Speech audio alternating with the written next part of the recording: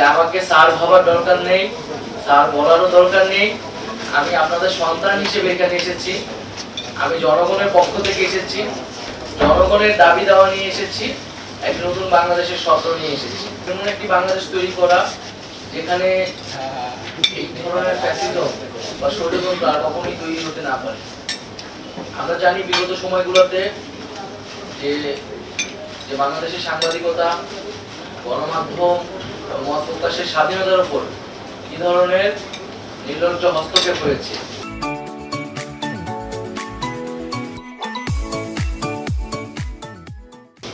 আমরা চাই না যে সামনের বাংলাদেশে এই ধরনের ঘটনা ঘটুক।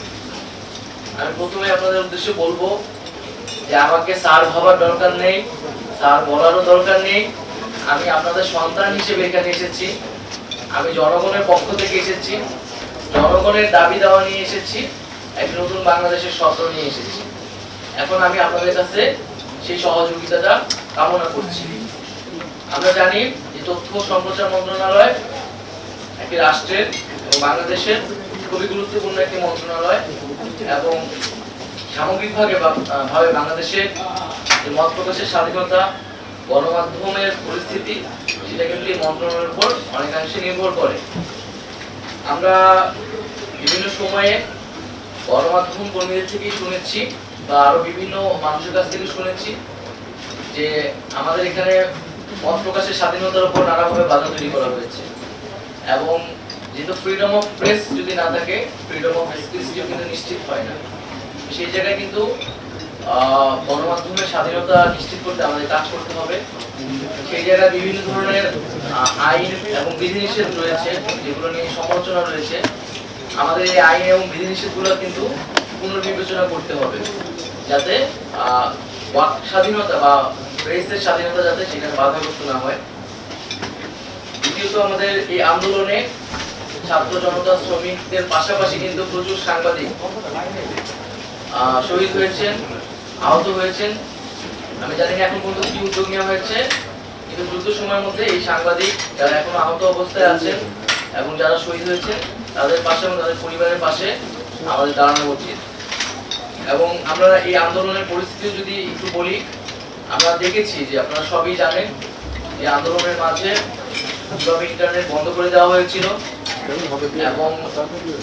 ব্ল্যাক আউটে চলে গেছিল। এখানে কি হচ্ছিল কিছুই জানা যাচ্ছিল না এবং একদিকে ইন্টারনেট বন্ধ করে দেওয়া হয়েছিল, সোশ্যাল মিডিয়া বন্ধ, তথ্যের কোনো প্রবাহ চলছিল না, মানুষের কাছে কেউ কিছু জানতে পারতেছিল না এবং অন্যদিকে ইলেকট্রনিক মিডিয়া কিন্তু সম্পূর্ণ সরকারের কর্মকর্তাদের ছিল।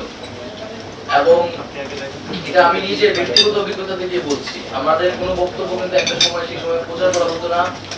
আমাদের বিভ্রান্তিকর বক্তব্য বা হচ্ছে যেটা আমরা বলিনি এরকম মিসকোট করে প্রচার করা হতো। তারপর আমরা সেই সময় দেখেছি যে কিছু প্রিন্ট মিডিয়া আমাদেরকে সাপোর্ট দিয়েছে, আমাদেরকে অনেক মিডিয়ার অনেক জায়গা থেকে বিভিন্নভাবে সাপোর্ট দেওয়া হয়েছে। এই আন্দোলনের পুরোটা সময় যারা ফিল্ড লেভেলে কাজ করেছে, রিপোর্টাররা কাজ করেছে, তারা আমাদেরকে নানাভাবে সহায়তা করেছে। এই আন্দোলনে জনগণের পক্ষে থেকেছে। হয়তো হাউজের কারণে, হাউজের পলিসির কারণে, মালিকের কারণে অনেক কিছু তারা সেই সময় করতে পারেনি। আমরা চাই না যে এই জিনিসগুলো বাংলাদেশে কখনো পুনরায় ফিরে আসুক।